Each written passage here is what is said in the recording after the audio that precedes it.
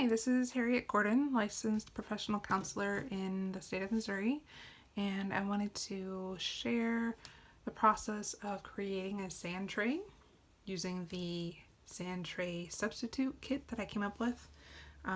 If you're familiar with Sandtray therapy, chances are you really like it.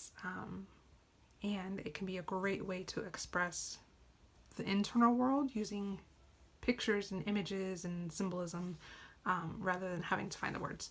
So I'll give you a quick overview of, I've got all of my symbols here. I went like an extra step and I separated them all by topic so that if I'm doing this on my own or if I'm following along with a client's Sandtray using the kit, then I know exactly where to find whatever symbol it is that they're describing to me. So I think I'm just kind of play around here for a minute, take a look at some of the symbols, maybe see what kind of calls to me.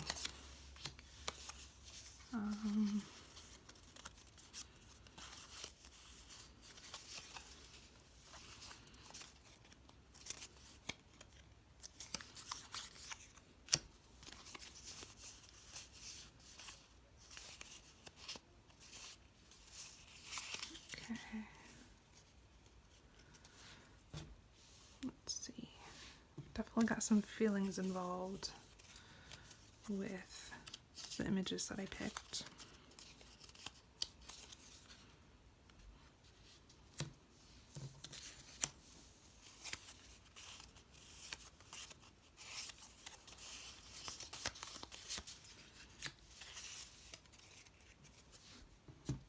Okay.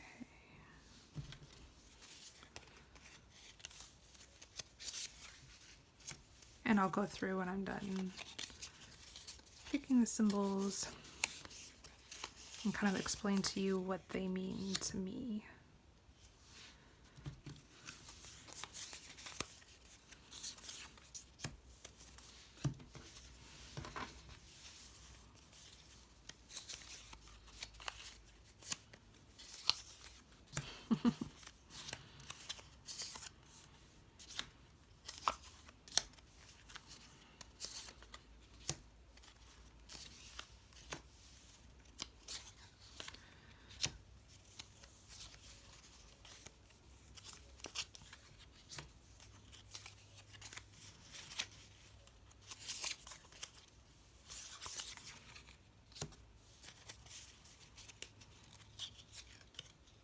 Hope you don't mind the silence. I'm just kind of thinking and processing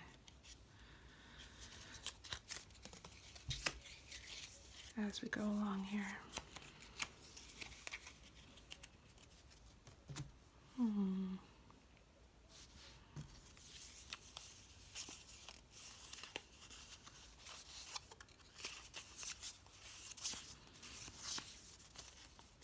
None of those really called to me this time.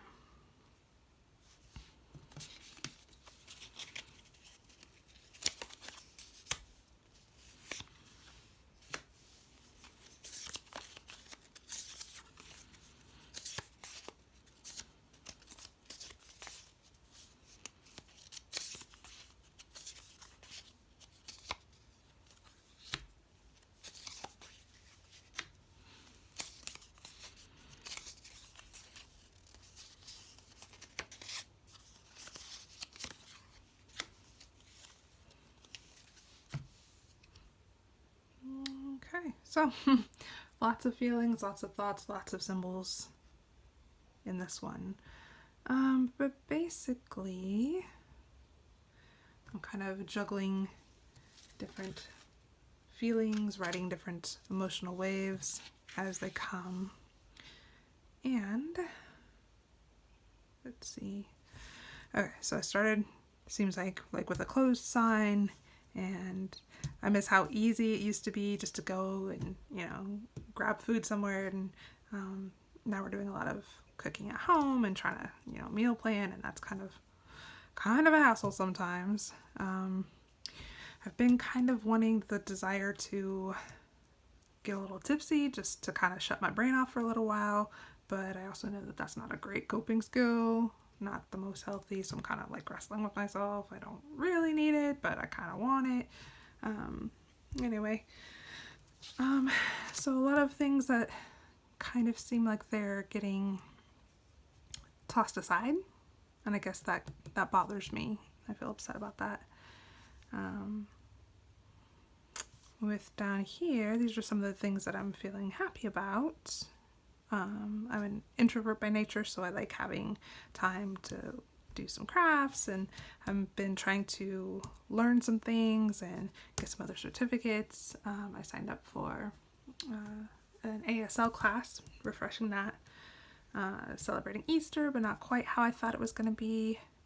But I still had fun with my kids, and we did Easter egg hunts and that kind of thing. We've been doing family movies every night, which has been nice to like force myself to put down work and just be attuned with the family. Grateful for Amazon, even though it's taking a little bit longer than usual. Being more creative, being able to tap into that.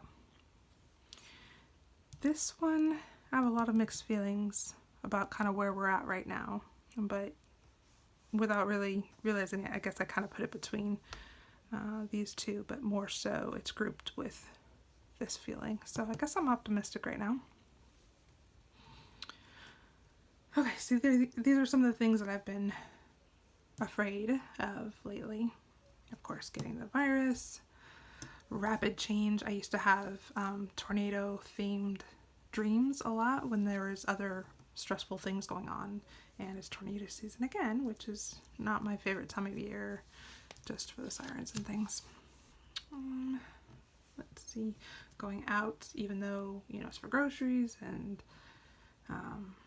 necessary, trying to really limit exposure in this way, which I guess is kind of another added symbolism that it's an empty cart. I'm kind of afraid of what's going on over at the hospitals. It's really a sad situation. Symbolism for death. And when I created the kit, I wasn't sure about including this one because it is an image of death that we're not used to really seeing. But I thought that's exactly why it was important to include, because death can be stark and it's okay to acknowledge that aspect of it. Okay, so really trying to balance the light and the dark, and you can see like with the yin yang, that's, you know, a little bit of dark in the light, a little bit light in the dark, and it kind of goes around and around. That's kind of where I'm at right now. I want things to be, you know, in a box, in a nice clean box, but life isn't really like that. And then with Buddhism, the idea of impermanence, like the Buddhist monks that make the sand mandalas, they spend days and days and days creating this beautiful mandala where every grain of sand is neatly placed exactly according to the design. And then after the time that it's being created, they have another ceremony, another ritual to destroy it. And with that erasing of it, it helps us remember that things are not permanent. Things are always changing. Things are always in flux. Nothing is permanent. And sometimes I struggle with wanting them to be the good things. Anyway, that was my Sandtray. Thanks for coming along for the ride.